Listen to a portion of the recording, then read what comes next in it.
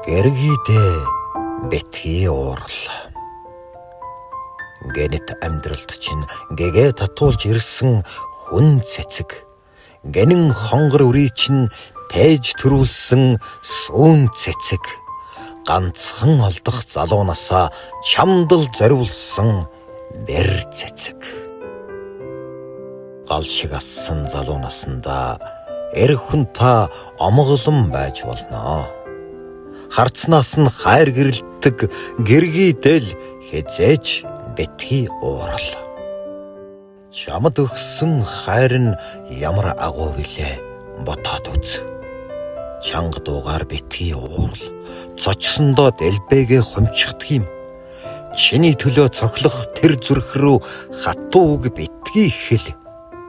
Чамтай цуг барьцалдсан үндэс нь баг багаар суларчихдаг юм. Амьдралыг чамаар дүүргэж хардаг нүднээс нь нулимс буунгаа. Аажмаар ширгээд амин хөрсөн хатчихдаг юм. Ахиж чамаас өөр хүнийг хайрлахгүй гэсэн сэтгэлийн голдон ортол буугамдаа.